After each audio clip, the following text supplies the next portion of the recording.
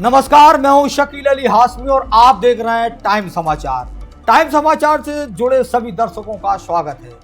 आज हम ऐसे एक सियासी चर्चा करने जा रहे हैं जिसको लेकर बुंदेलखंड में खासकर सियासी जमातों पर सुखबहाट पैदा हो गई है।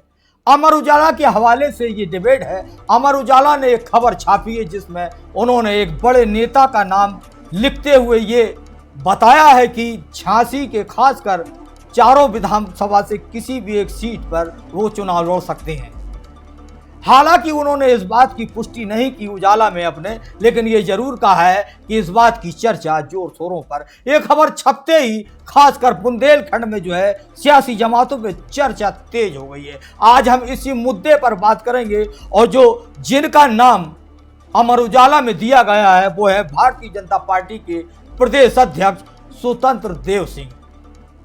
अगर वो बुंदेलखंड की खासकर झांसी विधानसभा से किसी एक सीट पर चुनाव लड़ते हैं तो भाजपा को कितना फायदा होगा और उसमें क्या नुकसान होगा, और आखिर वो कौन होगा जो झांसी की चारों विधानसभा सीट में से जीते हुए जो इनके नेता हैं वो कौन कुर्बानी देगा। इसी में आज हमारे साथ चर्चा में जोड़ रहे हैं वरिष्ठ पत्रकार अरिंदम घोष जी और लक्ष्मी नारायण शर्मा जी जो वरिष्ठ पत्रकार हैं, राजनीतिक पकड़ रखते हैं, शशांक त्रिपाठी जी जो कई दशकों से खासकर सियासी जमातों की बड़ी अच्छी जानकारी है इन्हें और अच्छी पकड़ रखते हैं।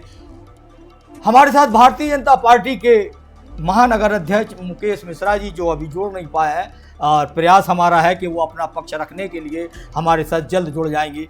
तो सबसे पहला सवाल शशांक जी आपसे है कि अमर उजाला ने एक खबर छापी है जिससे खासकर बुंदेलखंड में सियासी जमातों में बड़ी चर्चा होने लगी है कि अगर स्वतंत्र देव सिंह जी बुंदेलखंड के खासकर झांसी से किसी एक विधानसभा से चुनाव लड़ेंगे तो बुंदेलखंड का चुनावी माहौल 2022 का क्या होगा। शशांक जी क्या है आपका इस पर कहना?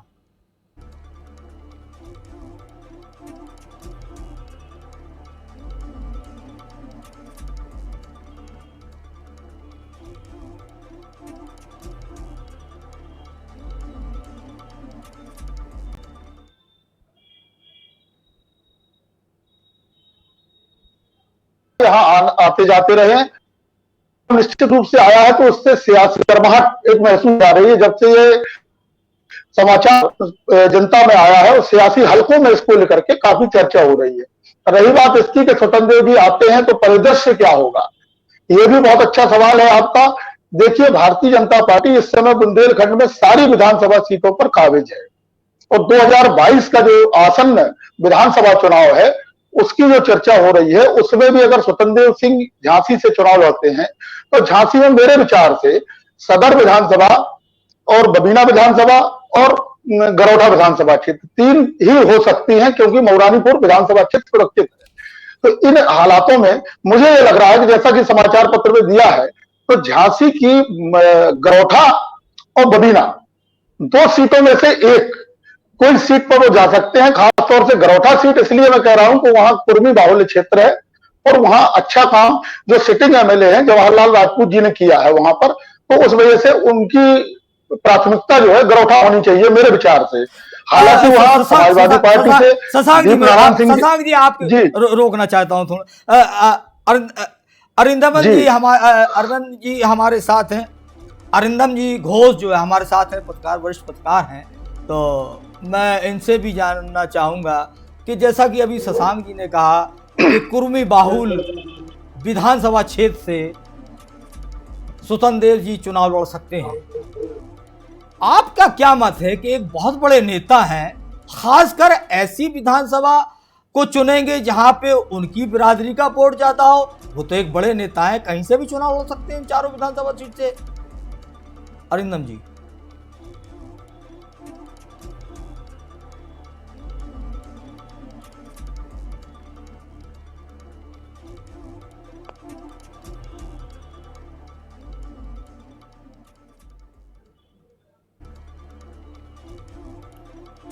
अरिंदम जी आपकी आवाज क्लियर नहीं आ रही है।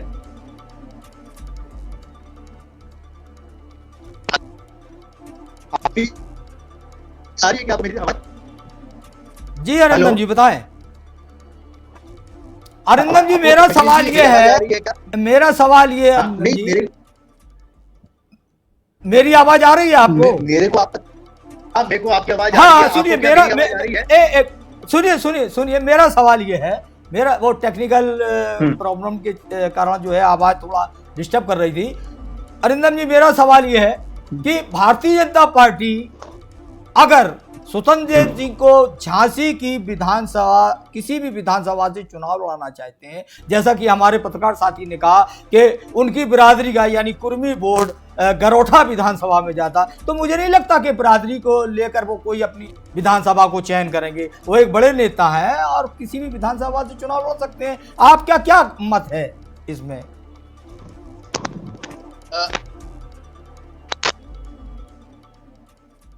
हेलो जी जी बताइए अरिंदम जी।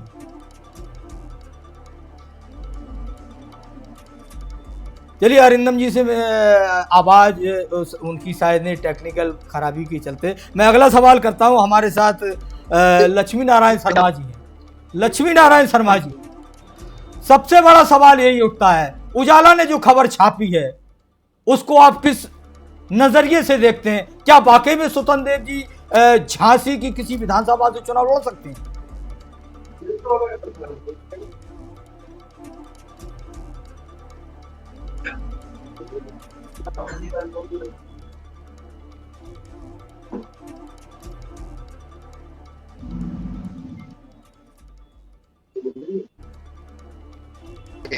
ऐसे में उनको एक बड़ा नेता की जरूरत है, जिसके रूप में मेरे ख्याल से वो स्वतंत्र देव जी को यहाँ पे उतारना चाहते हैं, तो अपने प्रभाव से बुंदेलखंड के बाकी सीटों पे भी प्रभाव डालें। और गरौठा क्योंकि पूर्वी बहुल्य क्षेत्र है, प्लस जालौन भी उनका कार्य क्षेत्र रहा है विगत कई सालों से, तो वो वहां से लड़ते हुए मेरे ख्याल से वो अपनी जो खुद भी वहां से लड़ेंगे और शायद पार्टी सोच रही होगी अगल बगल के जो भी जिले हैं, क्षेत्र हैं, वहां पे भी वो दूसरे जो प्रत्याशी हैं बीजेपी के, उनको भी मदद पहुंचाना चाहेंगे, ये मेरा मानना है। लक्ष्मी नारायण जी, इसी मुद्दे पर आपसे भी एक सवाल। लक्ष्मी नारायण जी, चलिए लक्ष्मी नारायण जी से हमारा संपर्क नहीं हो पा रहा है जी। लक्ष्मी नारायण जी, जैसा कि हमारे पत्रकार साथी ने कहा कि गरोठा विधानसभा में कुर्मी समाज के लोग बहुतायत में रहते हैं और जाहिर सी बात है कि स्वतंत्र देव जी अगर चुनाव लड़ते हैं झांसी की 4 विधानसभा में से किसी एक सीट से, तो वो गरोठा विधानसभा से लड़ना पसंद करेंगे, क्योंकि उनके जिस बिरादरी से वो आते हैं उस बिरादरी का वोट वहां जाता है। आप क्या मानते हैं, बड़ा नेता कोई ये फैसला कर सकता है कि जहां उसकी बिरादरी होगी वहीं भी चुनाव लड़ेगा?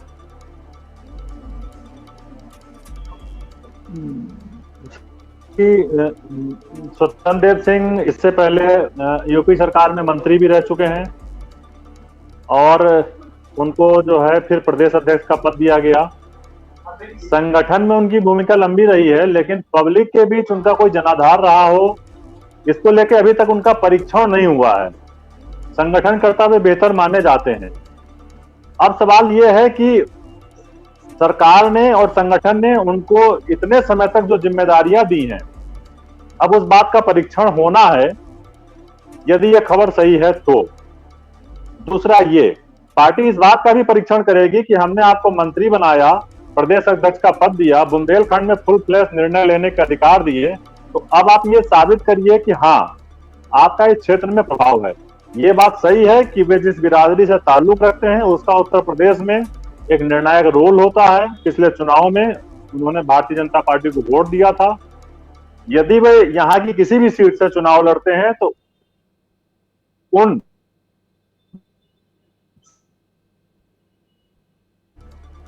सजातीय वोटरों को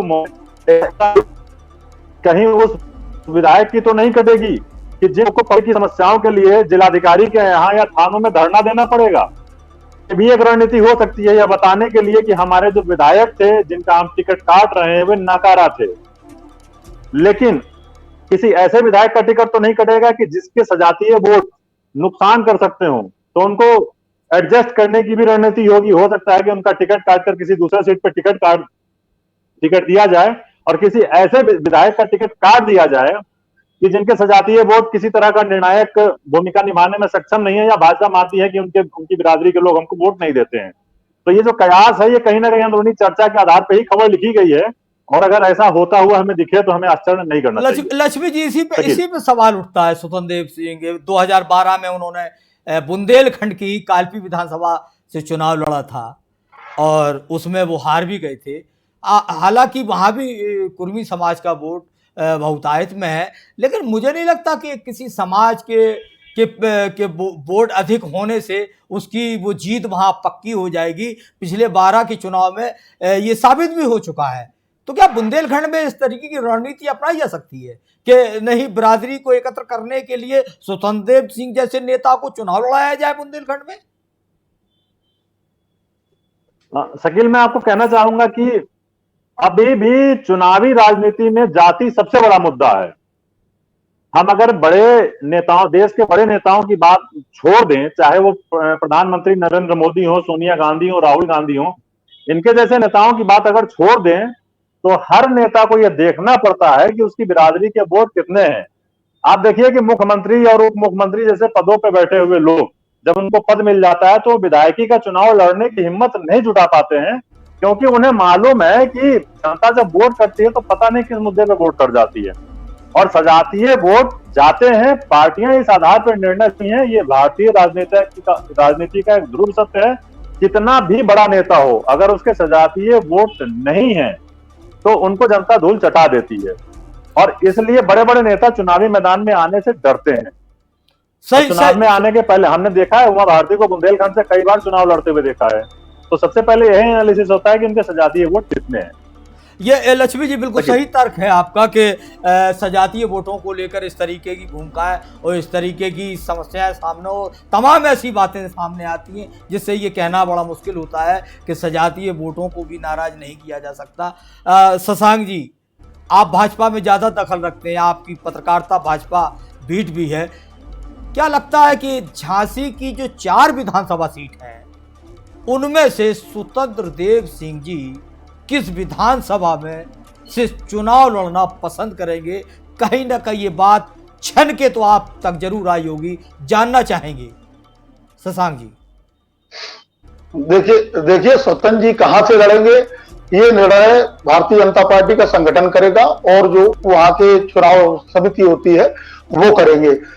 और बकाया मैं आपसे केवल इतना जो सवाल है उसको इतना बताना चाहता हूं कि सदर विधानसभा जो है, मैंने आपको बताया कि 86 में 4 विधानसभा क्षेत्र हैं जिनमें से 1 सुरक्षित है, तो 3 पर ही बात की जाए कि 3 में से किसी पर लड़ सकते हैं। 3 में सदर विधानसभा क्षेत्र जो है ये मोस्टली सामान्य वर्ग के लिए, सामान्य वर्ग का ही प्रत्याशी यहाँ पे आता रहा है और पिछले कई चुनावों से ब्राह्मण प्रत्याशी ही भारतीय जनता पार्टी यहाँ उतारती रही है। तो मेरा मानना है कि सामान्य सदर सीट को तो हटा ही दिया जाए। अब 2 सीटें बचती हैं जिले में, बबीना विधानसभा और गरोठा विधानसभा क्षेत्र। तो जैसा कि पहले मैंने कहा था कि बबीना भी अच्छी सीट हो सकती है उनके लिए। बबीना में राजपूत बाहुल्य क्षेत्र माना जाता है बबीना, यहाँ राजपूत समाज के वोट ज्यादा है, यादव भी है, राजपूत भी है और अहिरवार समाज भी अच्छा वोट है बबीना में। और जहां तक हम गरोठा में जाएंगे तो वहां निर्णायक भूमिका जो वहां यादव वोट है और साथ में आपके पटेल वोट जो कुर्मी वोट है वो भी बड़ी संख्या में है। तो मेरे विचार से तो ये हो सकता है कि इनको अगर कहा जाएगा तो ये गरोठा को चुनना ज्यादा पसंद करेंगे, क्योंकि गरोठा सीट जो है कुर्मी बाहुल्य भी है और वहां के समीकरण भी हैं और जालौन इनका कार्य क्षेत्र भी रहा है और चारों तरफ से सब लोग अच्छी तरह से इनसे परिचित भी हैं। तो मेरे ख्याल से गरोठा, अब बाकी संगठन और स्वतंत्र जी खुद ही निर्णय करेंगे। शशांक जी, भाजपा के सूत्र आपको क्या बताते हैं? स्वतंत्र सिंह नहीं बिल्कुल जी जो चर्चा आई है आज समाचार पत्र में भी आई है और ये पहले भी कुछ दिनों से चर्चा चल रही है, क्योंकि भारतीय जनता पार्टी नेतृत्व ने एक बात साफ कर दी है कि जो भी बड़े नेता हैं उनको भी चुनाव में जाना पड़ेगा। अब वो अपना तय कर ले या संगठन तय करेगा कि उनको कहां से जाना है। तो मुझे ये लगता है कि इस जो विधान परिषद के जो रहे हैं सदस्य और जो तो इस बार कुछ विधान परिषद में संख्या कम भेजने का मन है, वो जो मजे हुए नेता है, स्वतंत्र जी भी पुराने नेता है, तो उनको भी कहा गया होगा। निश्चित रूप से चर्चाएं आ रही थी पिछले काफी दिनों से, तो उनको भी चुनाव लड़ना है। तो स्वतंत्र जी के भी कुछ लोग हैं जो मेरे भी संपर्क में थे, तो उन्होंने भी चर्चाएं शुरू की कि कहां से ठीक। तो अभी ये जो चर्चा मेरे पास आई उसमें बदलाव पर उठा, 2 विधानसभा में से एक विधानसभा जा सकते हैं, उसमें अरिंदम जी से भी अपन चर्चा कर लेते हैं इसी मुद्दे पर। अरिंदम जी, जैसा कि हमारे पत्रकार साथी ने कहा कि भाजपा अब जो है उन तमाम नेताओं को जो संगठन में बड़े पदों पर बैठे हैं, सीधा जो है बैकफुट से ना लेकर, यानी एमएलसी और इस तरह की राज्यसभा सांसद या एमएलसी बनाने के जो है पक्ष में नहीं है, सीधा सीधा जनता के बीच भेजना चाहती है। आपको क्या लगता है कि इन तमाम बड़े नेताओं को जनता के बीच भेजकर क्या इनके कद का भारतीय जनता पार्टी आंकलन करना चाहती है, या उनकी वो मेहनत को देखना चाहती है कि इन तमाम नेताओं ने क्षेत्र में बड़ी मेहनत की है और उसका परिणाम जो है, उसका सबूत जो है वो विधानसभा जीत कर जो है अपना पेश करेंगे कि देखो हमारी मेहनत का फल ये है कि हम भी जो है विधानसभा जीतकर भाजपा की झोली में लेकर आए हैं। क्या मानते हैं, भाजपा ये जांचना चाहती है क्या बड़े नेताओं को? शकील जी, आप बिल्कुल सही कह रहे हैं। मेरे हिसाब से ये एक स्ट्रेटजी है, जिस स्ट्रेटजी के तहत वो एक पंथ दो काज करना चाहते हैं। पहला कि जो भी उनके सीनियर लीडर्स हैं उनका एक एसिड टेस्ट जिसे कहते हैं, वो अग्नि परीक्षा, वो भी एक तरफ, और दूसरा हर क्षेत्र में, जैसे आज स्वतंत्र की बात चल रही है बुंदेलखंड में, जैसे मैंने आपको पहले भी बोला था कि एक पूरे रीजन में एक कद्दावर नेता अगर वहां पे होंगे तो वो सिर्फ अपनी ही सीट नहीं, ये उम्मीद की जाएगी कि आसपास के रीजन में जितने सीट्स हैं उन पे भी प्रभाव डालेंगे पूरे इलेक्शन के दौरान। तो ये एक बड़ी स्ट्रेटजी के तहत ये मेरे बीजेपी ने सोचा होगा कि जो भी उनके बड़े उनका आंकलन भी हो जाएगा, प्लस उनकी मदद से दूसरी प्रयत्न किए जाएंगे।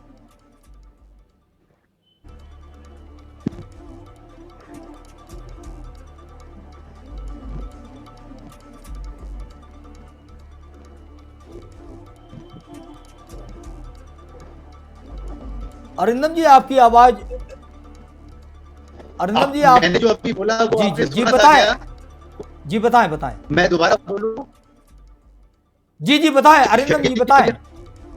हाँ शकील जी, मेरा कहना ये है कि ये जो भाजपा का स्ट्रेटेजी है इस बार, ये एक पंथ दो काज वाली स्ट्रेटेजी है, जिसमें आपको मेरी आवाज आ रही है? जी बताएं, सुन रहा हूं मैं।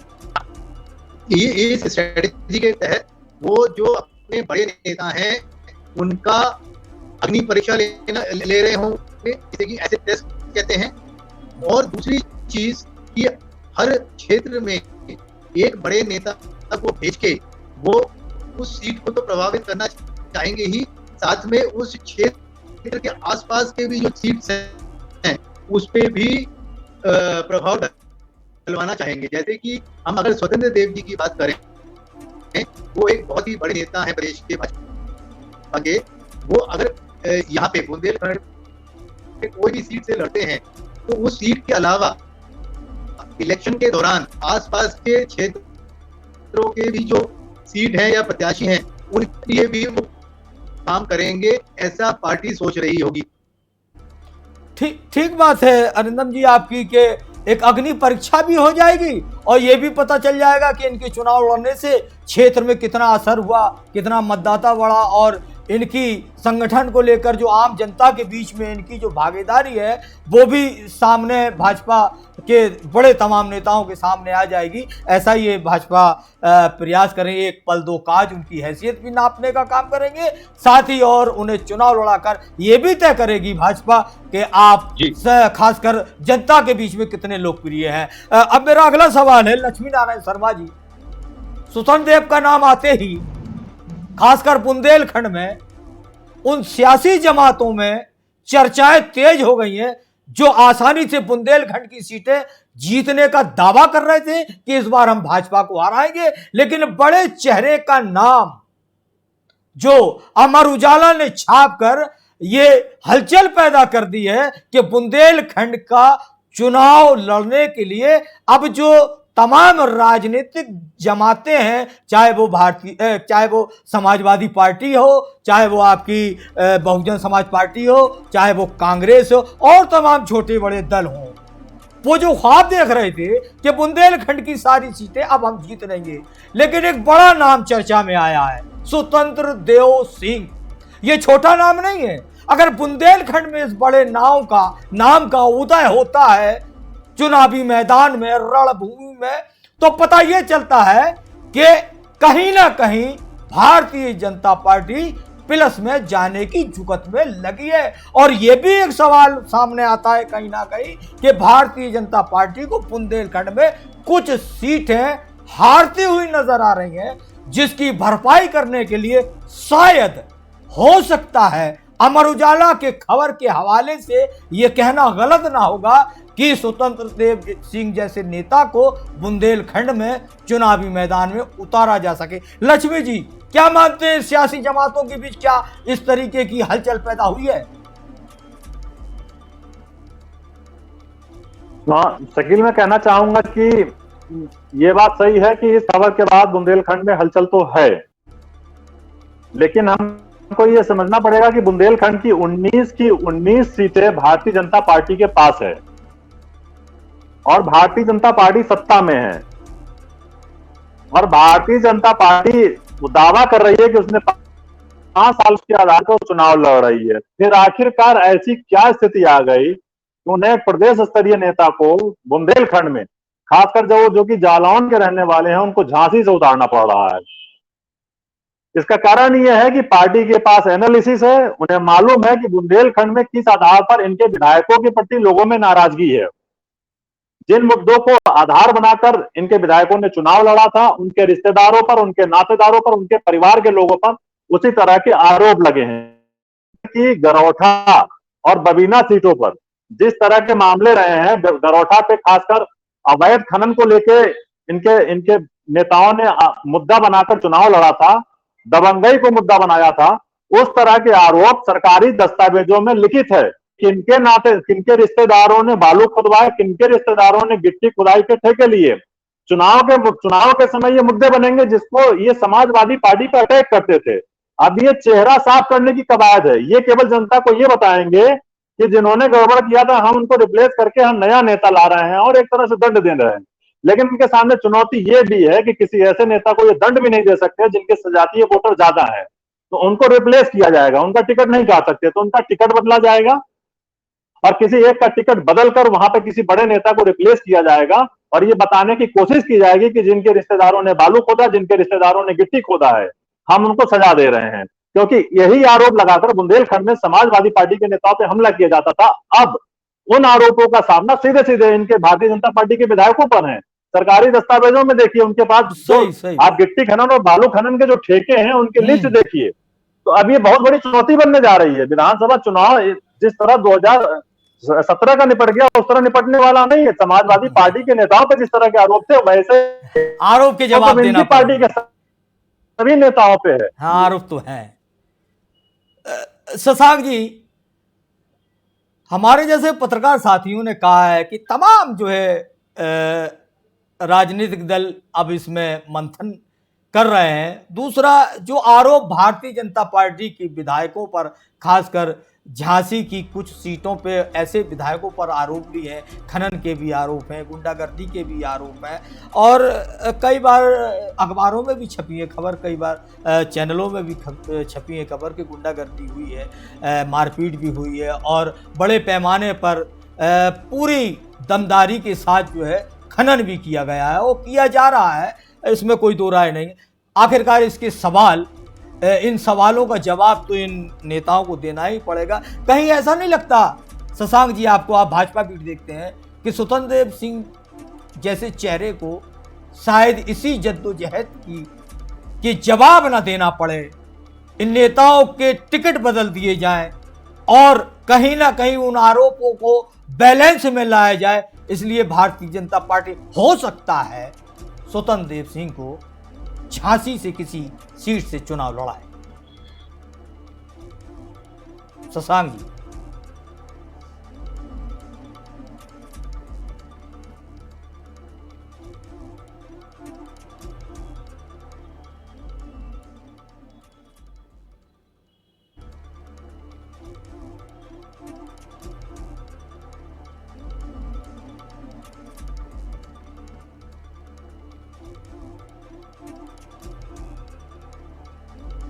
आवाज चली गई। शशांक जी गलतियां। जी जी जी। अब आपको 22 का जो चुनाव है इसमें आपको जवाब देना पड़े। आवाज आ रही है? जी जी बताइए बताइए। ये शकील जी आवाज आ रही है? हाँ बताइए बताइए।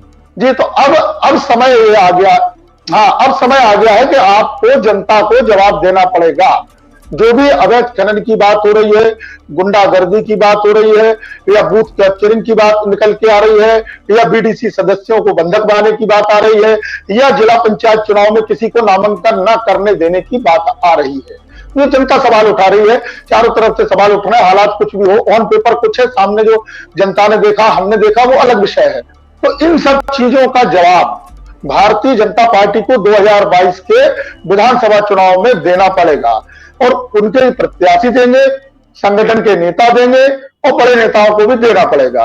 और जनता समझ रही है तो निश्चित रूप से अगर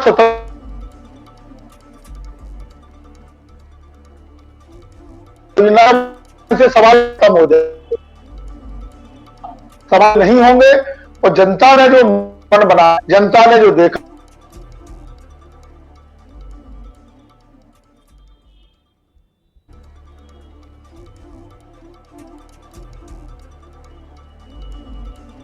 जी शकील जी। शशांक जी इसी पे एक सवाल उठता है जी कि जब ये 5 साल पूरा कार्यकाल करने के बाद 22 के चुनाव में उतरने जा रहे हैं और आपने जिस तरीके की बातें सामने रखी है कि इनके ऊपर इस सारे आरोप लगे हैं, तमाम ऐसे आरोप हैं जिनका जवाब इन्हें जनता को देना पड़ेगा, तो सवाल तो यही तो साफ उठता है कि बुंदेलखंड में खासकर ज्यादा जो है भाजपा नेताओं ने जो है अपनी मनमर्जी से जो है काम किए हैं।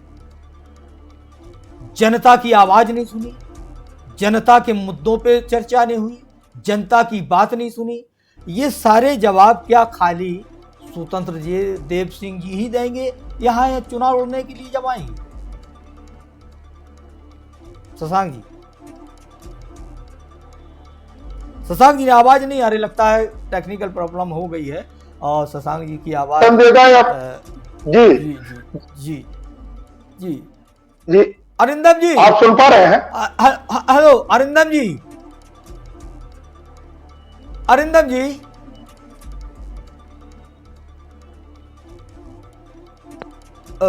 जा रही है? माफ कीजिएगा कुछ टेक्निकल परेशानी की वजह से। आवाज आ रही है? हाँ अरिंदम जी लिंक मिल गया, आवाज आ रही है मेरी आपको? अरिंदम जी बताइए।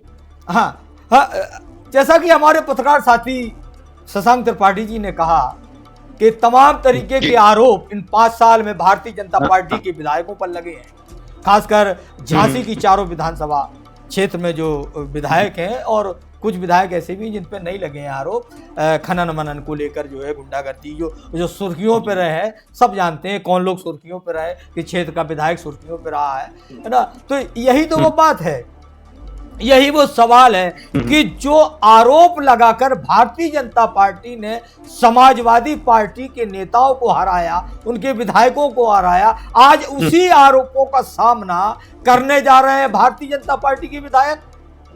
क्या ये बात स्वतंत्र देव सिंह को नहीं मालूम कि हमारे खासकर झांसी के जो 2-3 विधानसभा है, जालौन विधानसभा है आपकी, और जो है झांसी की गरोठा विधानसभा है आपकी, और जो बबीना विधानसभा है, क्या ये बात स्वतंत्र देव सिंह को नहीं मालूम कि यहाँ के विधायक किस तरीके का कार्य कर रहे हैं, कौन से कार्यों में लिप्त हैं?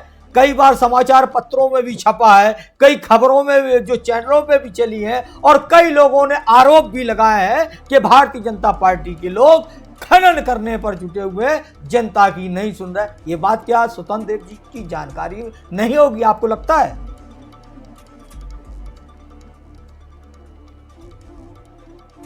अरिंदम जी, आज सबको एक ऐसे जी पटल फैला के रख दिया है कि हर व्यक्ति, आपको मेरी आवाज आ रही है? जी बताएं। आवाज आ रही है? जी हाँ, बताइए। मैं ये कह रहा हूं कि सूचना की क्रांति ने सबको एक ऐसे पटल पे खड़ा कर दिया है कि आज आम जनता हर व्यक्ति से सवाल पूछती है। और आप अगर विगत कितने भी इलेक्शन देख रहे हैं, लोकल लेवल पे या विधायकी लेवल पे या संसदीय लेवल पे, आप ये देखेंगे कि जो मैंडेट मिल रही है पब्लिक की तरफ से, किसी भी पार्टी को मिल रही हो, वो क्लियर मैंडेट मिलती है। दैट मीन्स कि पब्लिक की जो परसेप्शन है वो बिल्कुल क्लियर है, पब्लिक को डेवलपमेंट चाहिए है और वो सबको चांस दे रही है बारी बारी से। तो जो अगर उस पैरामीटर में खरा नहीं उतरेगा उसको पब्लिक रहने नहीं देगी। ये बात बिल्कुल साफ हो चुकी है पिछले 10 साल के कई इलेक्शंस में, ठीक है। और ये जो बड़े बड़े नेता हैं सब जानते हैं, लेकिन अब स्ट्रेटजीज हैं उनकी पार्टी की, हर पार्टी की अपनी अपनी स्ट्रेटजी होती है। हर आदमी जानता है कि कहाँ पे किस लेवल पे पेनिट्रेट करना है। तो अब ऐसे में स्वतंत्र देव जी का यहाँ पे आना पार्टी का किस लेवल की रणनीति है, ये तो उन्हीं का ही आंकलन होगा। और जिसमें एक ही चीज समझ में आ रही है बार बार कि विगत कई सालों से स्वतंत्र देव जी का यहाँ पे एक किसी न किसी तरीके से आना जाना और यहाँ खासकर झांसी आना बार बार इस बात का प्रतीक है कि वो कहीं ना कहीं चुनाव की भूमिका में आ सकते हैं। और जैसा कि लक्ष्मी जी कह रहे हैं, चंद जी कह रहे हैं, और हम भी जानते हैं कि हमारे यहाँ पे विगत 5 सालों में बहुत सारे सवाल उठे, स्टैंडिंग सिटिंग जो हमारे विधायकगण हैं। तो ऐसे में भाजपा को अगर अपनी 19 सीटों पे दोबारा दाव लगाना है, उसको रिटेन करना है, तो उसके लिए बहुत सारे बदलाव उन्हें करने पड़ेंगे, जो कि दिख भी रहा है आज इस खबर के बाद। तो